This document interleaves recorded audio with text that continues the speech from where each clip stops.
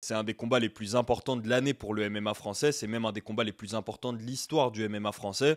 Je le mettrais peut-être même à la hauteur des combats entre Cyril Gane et John Jones, Cyril Gane et Francis Ngannou, même si ces combats-là concernaient une ceinture de l'UFC. Pourquoi? Parce que battre Israël Adesanya, comme je le dis depuis un moment, ce serait presque équivalent à remporter une ceinture de l'UFC, particulièrement pour Nassourdine Imavov, qui est dans une catégorie où la situation des champions elle est un peu particulière. Nassourdine Imavov, tout ce qui lui manque, c'est pas le palmarès, c'est les noms. Il a des noms dans son palmarès, mais qui sont pas forcément assez brillants pour qu'ils puissent prendre leur lumière. Donc je pense par exemple à Jared Cannonier, je pense par exemple à Joachim Buckley, même à Brendan Allen, qui sont des noms qui ont une vraie importance dans son palmarès, mais parce que c'est pas des stars, parce qu'ils brillent pas autant qu'un Israël Adesanya ou qu'un Sean Strickland, et ben finalement ça n'a pas apporté énormément à la legacy de Nassourdine Imavov. Le seul qu'il a affronté qui aurait pu vraiment embellir sa legacy, embellir son nom, son image, c'est Sean Strickland, mais malheureusement il a perdu contre lui. Aujourd'hui il a l'opportunité d'une vie d'affronter Israël Adesanya. Pas parce qu'Israël Adesanya est un ancien champion, mais parce qu'Israël Adesanya est un des seuls, des deux champions qu'on a eu dans cette catégorie en réalité, qui ont vraiment été des champions dominants. Prendre la lumière d'Israël Adesanya, ça aurait un réel impact sur le reste de sa carrière, qu'il devienne champion ou pas. Mais encore plus s'il devient champion, évidemment qu'on lui souhaite de devenir champion à Nassourdine Imavov. Mais là, on va se concentrer sur ce combat en particulier ici. Pourquoi Israël Adesanya c'est mieux qu'une ceinture? Parce que comme je l'ai dit, on n'a eu que deux champions dans cette catégorie middleweight. On a eu Anderson Silva et après lui Israël Adesanya. Anderson Silva, donc il y a eu l'incident avec Chris Weidman. Donc Chris Weidman est devenu champion. Il est resté, je crois qu'il a eu 3 défenses de titre, Chris Weidman. Après lui, on a eu Luke Rockhold. Après lui, on a eu Michael Bisping, Georges Saint-Pierre, Robert Whittaker, Israël Adesanya, Alex Pereira, Israël Adesanya, Sean Strickland, Dricus Duplessis. Donc en fait, mis à part Israël Adesanya, dans tous les champions que j'ai cités là, il n'y en a aucun qui a vraiment dominé la catégorie comme l'a fait avant lui Anderson Silva ou Israël Adesanya. Donc là, si Nassourdine Imavov il avait eu un combat face à Dricus Duplessis ou face à Sean Strickland pour la ceinture directement, ça n'aurait pas été la même grandeur de combat que ce combat face à Adesanya, parce que peu importe qu'il affronte l'actuel champion, ce ne seraient pas les champions dominants de la catégorie, ce ne seraient pas les légendes de la catégorie. C'est en ça que je dis que ce combat il est aussi gros qu'un combat pour la ceinture. Je préfère voir Nassourdine gagner face à Adesanya que voir Nassourdine gagner face à Sean Strickland, qui serait l'actuel champion, face à Dricus Duplessis, qui serait l'actuel champion. Parce que cette victoire, elle serait presque ponctuelle finalement, et on se dirait que ok, Nassourdine c'est juste un champion parmi tant d'autres qui s'alternent dans cette catégorie. Battre Adesanya, ce serait vraiment inscrire son nom dans l'histoire, inscrire son nom dans l'histoire de cette catégorie et potentiellement ensuite gagner la ceinture pour vraiment inscrire son nom dans le cœur de tous les fans de l'UFC à l'international. Ici en France, on prononce très bien Imavov, on connaît son nom, le nom des Imavov, que ce soit à travers lui ou à travers Daguerre, il est inscrit en France. Mais à l'international, comme vous le voyez, Israël Adesanya, Dana White, ils se permettent d'écorcher le nom de Nassourdine Imavov. Pour être honnête, moi-même au début j'avais du mal à dire Nassourdine Imavov, je disais Nassourdine Imamov. Je pense qu'on était beaucoup dans ce cas-là, parce qu'autour de moi il y avait beaucoup de gens qui disaient Imanov ou Imamov. Mais au bout d'un moment, ils ont réussi à se faire un nom en France. Là, la mission avec ce combat face à Adesanya, c'est de se faire un nom à l'international et de vraiment confirmer sa présence et sa valeur dans cette catégorie middleweight en battant un des champions qui a été vraiment un champion dominant dans cette catégorie. Mais la question maintenant, c'est est-ce que Nassourdine Imavov est capable de battre Israël Adesanya? Voilà, faut faire attention parce qu'on a eu quand même deux grosses déceptions là. On peut même appeler ça des humiliations, en tout cas à l'international, c'est comme ça que ça a été vu, comme des humiliations françaises. BSD et Cyril Gane, Benoît Saint-Denis donc avec Dustin Poirier et le KO, même si pour moi c'était pas une humiliation, il a fait un excellent premier round, mais voilà, à l'international on voit juste que c'était un KO, qu'on a eu de nouveau un Français qui n'était pas à sa place. Pareil pour Cyril Gane face à John Jones. On a eu l'impression que c'était des combattants qui ont été propulsés vers l'avant trop tôt, trop vite, et on peut toujours tomber dans ce même piège avec Nassourdine Imavov. Espérons qu'on ne tombe pas dans ce piège. Personnellement, je ne pense pas qu'on tombe dans ce piège. Et je vais expliquer pourquoi est-ce que je pense que Nassourdine a de vraies chances dans ce combat. Stylistiquement, je pense que Nassourdine Imavov a presque même l'avantage face à Israël Adesanya. Il y a un truc hyper intéressant que Joachim Buckley a révélé là très récemment. Il a révélé, Joachim Buckley, donc, qui avait affronté Nassourdine Imavov, qui a affronté Stephen Thompson dernièrement et qui a mis KO Stephen Thompson. Stephen Thompson qui est un des meilleurs kickboxers de l'histoire de l'UFC. Et il a dit après le combat: vous savez comment j'ai battu Stephen Thompson? J'ai regardé ses propres vidéos YouTube. Et dans ces vidéos YouTube, Stephen Thompson explique que la kryptonite des kickboxers, c'est la boxe. Et c'est vrai que dernièrement, on a remarqué que la kryptonite des kickboxers, c'est les boxeurs agressifs. On a eu plusieurs périodes, là, dernièrement, ces dernières années, on a eu l'ère d'abord des grappleurs, des lutteurs avec Khabib. Ensuite, on a eu l'ère des kickboxers qui étaient vraiment bien répandus dans les catégories. On avait Alexander Volkanovski du City Kickboxing qui a dominé sa catégorie avec son kickboxing, les leg kicks, les feintes, vraiment le style un peu d'Adesanya, le style de Eugene Berman, leur coach. Dan Hooker, Kai Kara France, tous les kickboxers, Alex Pereira, Cyril Gane, tous les kickboxers y ont trouvé leur compte pendant cette période-là où vraiment en fait le kickboxing, réussir à rester à distance, combattre intelligemment, ça a très bien marché. Et là pour moi on entre dans une nouvelle ère, pour moi mais en fait pour beaucoup de personnes qui observent ça, c'est l'ère des boxeurs lutteurs. Plus boxeurs, les boxeurs agressifs, mais qui savent défendre la lutte et qui savent être aussi agressifs en lutte offensivement. On l'a vu là récemment avec Ilia Topuria, tout simplement, qui est la meilleure représentation de ça. Un des meilleurs boxeurs de l'UFC, qui a battu Alexander Volkanovski, qui est un des meilleurs kickboxers de l'UFC. Rappelez-vous quand même que Ilia Topuria face à Max Holloway, il l'avait emmené au sol au premier ou au deuxième round de manière assez agressive. Donc en fait, il applique ce style où il met énormément de pression, où s'il se retrouve contre la cage, il n'a pas de problème à aller en lutte. De la même manière que Jelton Almeida, là dernièrement, il nous a montré que le mélange boxe-lutte, c'est extrêmement efficace. C'est un peu la nouvelle génération du moins. Dans cette nouvelle ère, on voit beaucoup de ça. Même Alex Pereira, la manière dont il est en train de dominer les light heavyweight, c'est plus avec sa boxe qu'avec son kickboxing.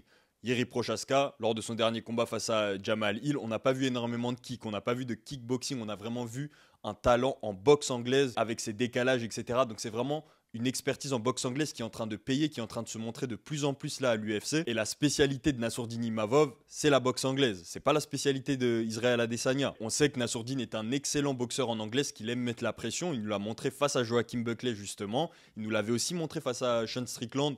Bon, il l'avait subi un peu plus pendant tout le combat, mais finalement au 5e round, il avait vraiment montré de quoi il était capable. On va revenir sur ça, cette mentalité, ce shift que Nassourdine Imavov il fait un peu dans chaque combat, où il commence un peu doucement et puis il finit par remonter après par sursaut d'orgueil. On va y revenir. Mais ce qui est rassurant en tout cas à l'approche de ce combat, c'est qu'on sait au moins que Nassourdine Imavov, il a les clés pour battre Israël Adesanya, à savoir cette capacité à boxer, à rester en anglaise, à mettre la pression. Remarquez qu'Israël Adesanya, il aime pas qu'on lui mette la pression. Israël Adesanya, il aime contrôler le rythme du combat, garder son adversaire à distance. Et les seules fois où Israël Adesanya, il a été vraiment en difficulté, à chaque fois, c'était face à un combattant qui lui mettait la pression. Rappelez-vous, la première fois qu'Israël Adesanya s'est fait knockdown, c'était par Kelvin Gastelum à l'UFC.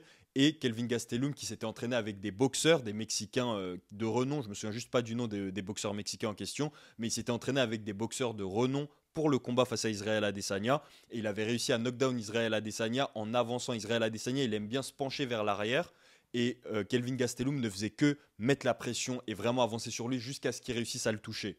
Pareil quand il a affronté Sean Strickland qui est un excellent boxeur, c'est clairement un boxeur, il a réussi à rentrer dans Israël Adesanya en faisant que de le presser, en ne lui laissant même pas le temps de reset. Israël Adesanya, c'est vraiment un combattant, si tu lui laisses le temps et que tu attends devant lui, il va gagner le combat. C'est ce qu'il a fait face à Cannonier, c'est ce qu'il a fait face à Yoel Romero, c'est ce qu'il a fait face à Robert Whittaker. Dans tous les combats un peu ennuyeux, je parle de Robert Whittaker, le deuxième combat, dans tous les combats un peu ennuyeux, c'est lui qui dicte la cadence, c'est lui qui dicte le rythme du combat. Et en fait, il ne faut pas lui laisser ce temps-là. C'est ce qu'a compris Dricus du Plessis. Dricus du Plessis qui ne fait que mettre la pression, qui mixe sa lutte avec sa boxe.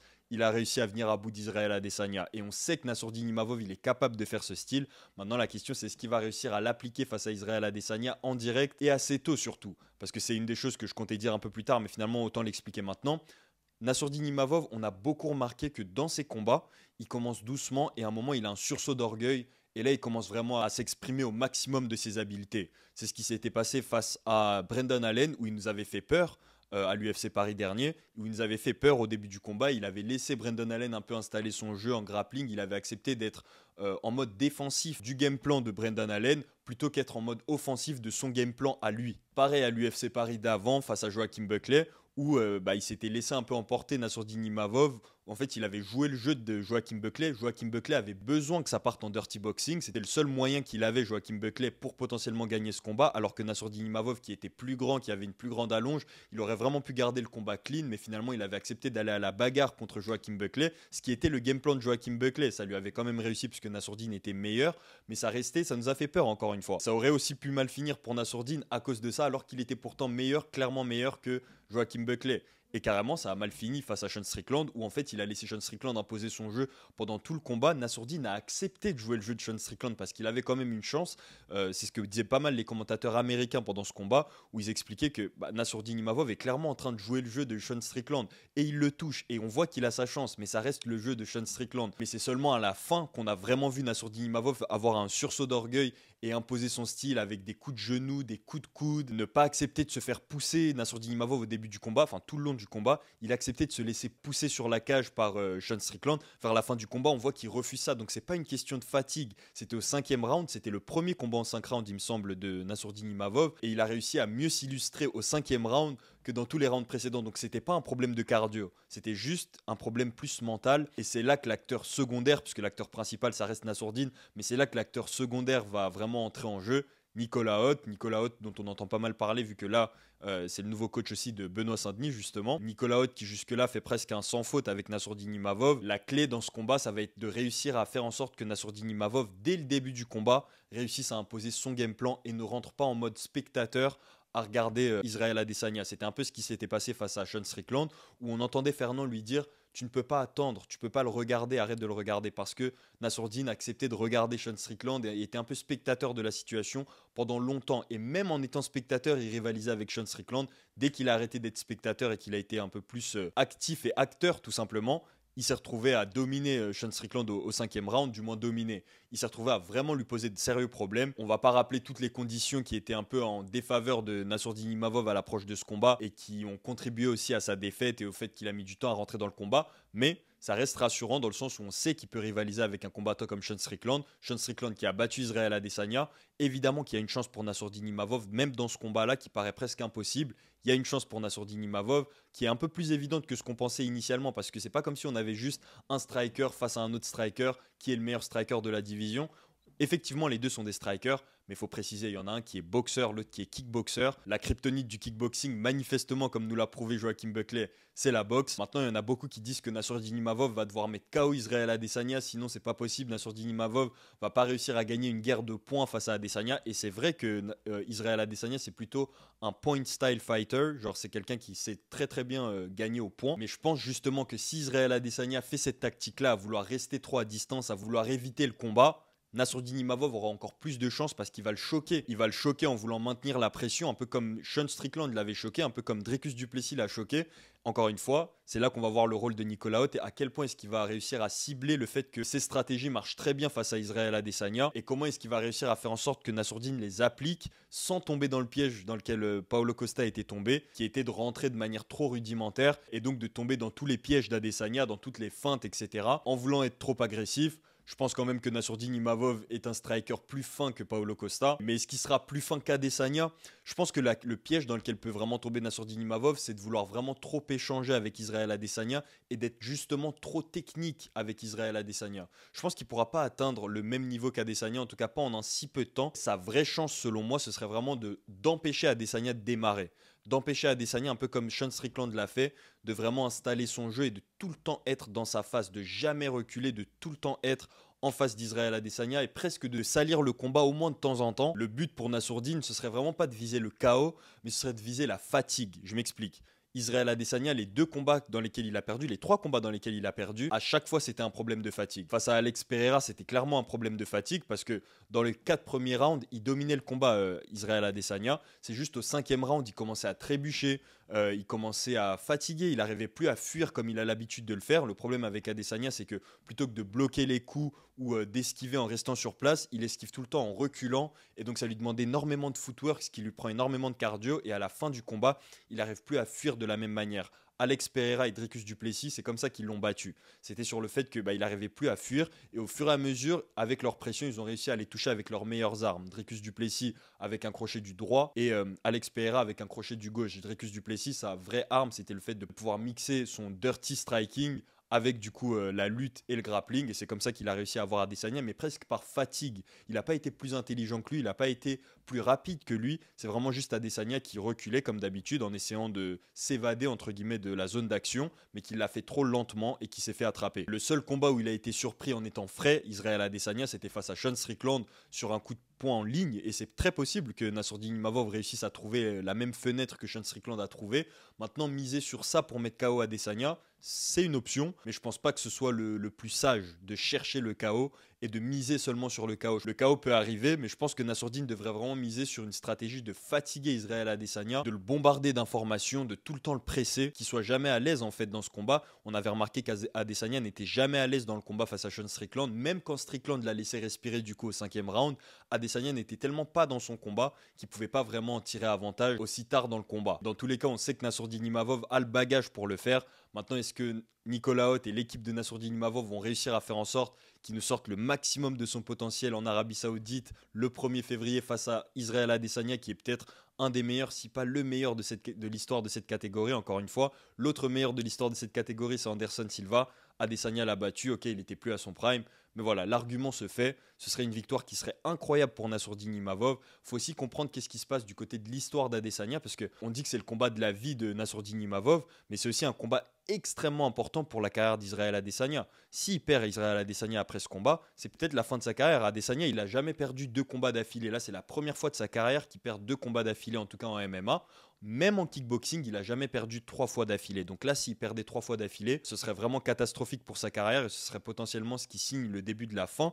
Parce que Nassourdine Imavov, à l'international et aux yeux d'Israël Adesanya pour sa carrière, c'est un nobody dans le sens où Adesanya, il a combattu 12 fois pour le titre et là, il se retrouve à combattre pour la première fois depuis 2018 pour un combat qui est autre que pour le titre. Je pense que c'est même plus, ouais, depuis 2018. Pour un combat qui est autre que pour le titre. Et c'est face à quelqu'un dont les fans à l'international n'arrivent même pas à prononcer le nom tant ils ne le connaissent pas. Et croyez-moi, ils vont le connaître après ce combat. Mais tout ça pour dire à quel point ce serait catastrophique pour la carrière d'Israël Adesanya de perdre contre Nassourdine Imavov. Lui aussi est dos au mur. Il va venir vraiment préparer. Et en plus, comme il le dit très bien, Israël Adesanya, là, il est un peu libéré. C'est la première fois qu'il y a un combat où il n'y a pas tant d'enjeux que ça, d'apparence en tout cas, mais en réalité il y a un énorme enjeu, mais il n'y a pas tant d'enjeux que ça d'apparence, et du coup il y a moins d'attentes autour de lui. C'est pas un combat Israël Adesanya face à Alex Pereira, trilogie, quadrilogie, enfin tétralogie, c'est pas un combat aussi important que ça, c'est vraiment juste un combat où il peut de nouveau prouver sa valeur, les combats qu'il aimait tant justement au début de sa carrière, face à Rob Wilkinson, les combats face à Gastelum, quand il avait tout à prouver, où en fait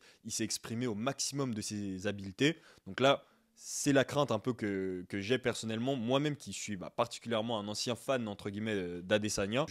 On sait à quel point Adesanya est fort quand il a quelque chose à prouver. Le pire, c'est que là, son dernier combat face à Dricus du Plessis, c'était pas une mauvaise performance. Il dominait Dricus du Plessis, en tout cas dans les phases de striking.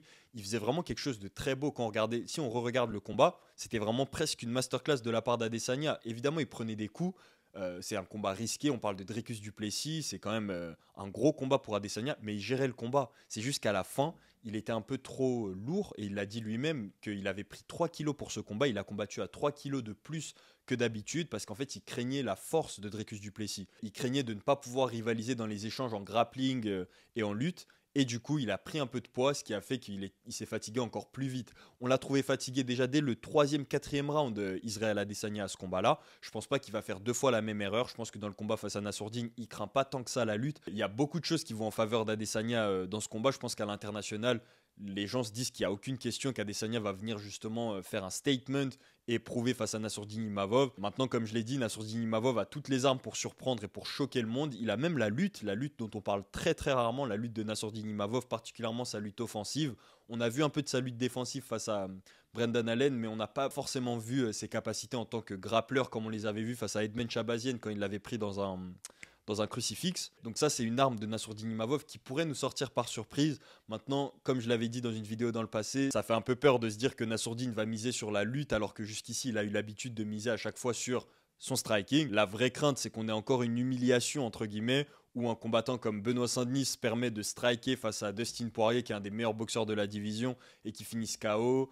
Cyril Gane, qui du coup se fait étrangler très rapidement par John Jones, et que là, de nouveau, on est Nassourdine qui tente de striker avec un des meilleurs strikers de l'histoire de la division des middleweight, Israël Adesanya, et qui se fasse potentiellement mettre KO par Adesanya. Ma pensée personnelle, c'est que Nassourdine Imavov, avec sa boxe, justement, va prouver que la boxe est la kryptonite du kickboxing, et prouver que c'est potentiellement le meilleur boxeur précisément, de la catégorie middleweight en battant Israël Adesanya grâce à sa boxe et après ça potentiellement obtenir une chance pour le titre, que ce soit face à Sean Strickland ou face à Dricus du Plessis. Ce qu'on souhaite tous, c'est que ce soit face à Sean Strickland. Qui sait, peut-être qu'on aura un événement numéroté à Paris, ce serait fou qu'on ait le champion Sean Strickland face à Nassourdine Imavov qui vient de battre Adesanya pour la revanche, ce serait incroyable. Et du coup, on aurait deux boxeurs l'un face à l'autre, la revanche des boxeurs entre guillemets. Et enfin, Nassourdine Imavov pourrait se libérer en prenant sa revanche sur Sean Strickland, toujours avec sa boxe. C'est le scénario idéal, c'est ce qu'on visualise et c'est pas impossible. Je rappelle les gars que Nassourdine Imavov n'a que 28 ans. À 28 ans, il a l'occasion d'enterrer une légende. Et dans tous les cas, victoire ou défaite, si Nassourdine Imavov fait une excellente performance face à Israël Adesanya,